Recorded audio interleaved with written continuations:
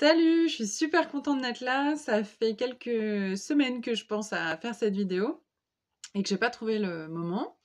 J'ai envie de revenir sur les avantages et les inconvénients de la stomie. J'ai déjà fait une vidéo là-dessus et depuis, mon expérience a un peu, évolué, puisqu'il y a quelques mois en plus et aussi enfin voilà, ça me paraissait important de venir compléter, ce type de vidéo. Pour, repréciser le contexte, moi j'ai une iléostomie, depuis le mois de juillet 2020. Là, on est au mois de mars 2020 et c'est une stomie qui va être provisoire puisque, la suite des opérations, est prévue là pour, cet été. Du coup, je parle en tant que personne qui vit, cet épisode-là comme un épisode, transitoire et qui va retourner vers une vie sans stomie après.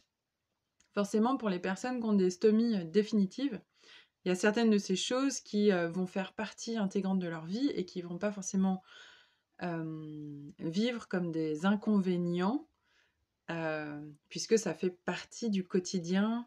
Comment dire? En tout cas, c'est pas conseillé de le vivre comme un inconvénient, puisque ça fait partie du quotidien et qu'il faut faire avec. Et d'ailleurs, les inconvénients que je mentionne, sont pas, enfin voilà, entre nous, ils sont pas hyper lourds, quoi. Voilà. Du coup, je vais commencer par les inconvénients, qui ne sont pas hyper lourds, parfois même un peu drôles. Le seul, peut-être, qui peut être contraignant et peut-être pour tout le monde, c'est, en ce qui me concerne, je trouve la place que ça demande de stocker le matériel. Moi, j'ai clairement un meuble qui n'était pas du tout dédié à ça avant, qu'il l'est aujourd'hui. Voilà, j'ai deux types de poches, donc en plus, je stocke deux grosses boîtes de poches. J'ai aussi, comme c'est provisoire, des seringues et des sondes pour l'entretien du côlon à stocker, plus le petit matériel autour. Enfin bref, là, clairement, j'ai un meuble entier de dédié à Mimi, ma stomie. Donc ça, c'est une chose. Un autre inconvénient, bon, mais qui est un peu drôle, c'est que il m'est arrivé une fois de prendre ma douche et ma stomie était active. Et quand je me savonne, moi, je laisse pas couler l'eau. Et du coup, donc Mimi continuait à se vider ou à se lâcher. Et en fait, je me suis pas, j'ai pas fait attention. Et puis j'ai franchement négligé le truc. Je me suis dit que c'était pas grave. J'ai mis le pied, le pied dans la merde. Et clairement, ça glisse beaucoup. Donc il faut faire attention. Je rigole en disant ça parce que bon voilà, c'est fait, c'est dit. C'est sur la toile. Et donc voilà, faire attention sous la douche quand votre stomie est active et qu'il n'y a pas d'eau pour évacuer au fur et à mesure. Voilà. Un autre inconvénient, non, un des inconvénients que j'avais mentionné avant, qui était par rapport au ventre et au fait de dormir sur le ventre.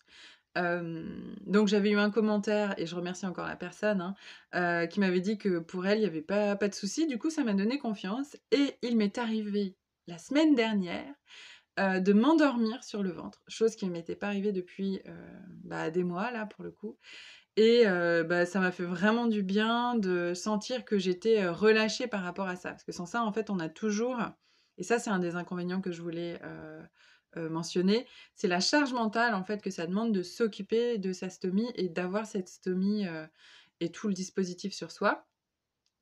Par exemple, là, en ce moment, que je vous parle, et je sens une sensation, ça tire un petit peu au niveau de la peau, sous le socle, et c'est le genre de sensation qui peut être complètement anodine et parfois qui peut signaler une fuite. Et du coup, il y a toujours la question qui se pose et on se dit: «Bon, OK, dès que j'ai un peu de temps, j'irai voir, je vais vérifier, nanani nanana». Peut-être qu'au fil du temps, quand c'est une stomie définitive, on finit par vraiment connaître les signes, d'une fuite ou et des autres types d'inconfort qu'on peut avoir. Mais là, pour le moment, en tout cas, moi, je suis à moins d'un an et c'est le genre de sensation où à chaque fois, j'ai une petite ampoule qui se met en veille et qui dit: «OK, va falloir checker, va falloir vérifier» et cetera. Ou alors une pensée qui dit: «Bon, tant que je sens rien, c'est que ça va», enfin, sans rien au niveau odorat, c'est qu'il y a rien. Voilà, donc cette charge mentale, entre guillemets, par rapport aux soins de la stomie, elle est quand même importante. Ça comprend aussi tout ce qui est gestion des stocks, se rappeler quel jour on a changé le socle. Alors bon, je le sais en général, mais il y a toujours un effort mental, enfin, de se dire, je suis au deuxième ou troisième jour, parce que là, ça me paraît long. Voilà, bon, c'est pas grand-chose en soi, mais C'est tout ce qu'il y a autour, en fait, qui est important à prendre en compte. Un des inconvénients, peut-être que j'avais mentionné avant, qui est devenu, beaucoup moins «pénible», entre guillemets, parce que c'était pas non plus pénible, bon, beaucoup moins prenant, c'est, la vidange. Donc avant, je la vidangeais, peut-être 5 à 6 fois par jour et là, je suis plutôt à 3-4 fois. C'est-à-dire 1 fois le matin, normal, 1 fois le soir avant d'aller me coucher, normal pour être tranquille et puis 1 à 2 fois dans la journée. Donc j'arrive mieux à gérer le volume aussi, j'ai moins peur, du volume et du poids. Enfin du poids, ça fait pas non plus des kilos. C'est la sensation en fait qu'on a et puis des fois l'asymétrie qu'il y a au niveau de l'entrejambe. J'arrive mieux à le gérer qu'avant, à le supporter. Puis surtout, je sais que, quand c'est comme ça, une fois qu'elle est remplie comme ça, en fait, ça peut être très long avant qu'elle se re-remplisse. Donc en fait, je peux rester avec sans que ça pose de problème.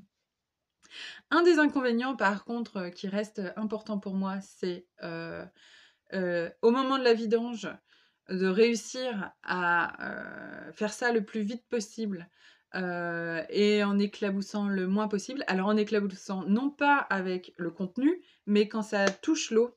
Parce que des fois ça m'arrive que ça touche l'eau et c'est juste mais c'est d'un relou! C'est d'un relou! Alors ça, pour le coup, c'est un vrai inconvénient. C'est le moment où, si je fais sur la porcelaine, si je vide sur la porcelaine, ça devient très odorant et en même temps, bon, c'est pratique.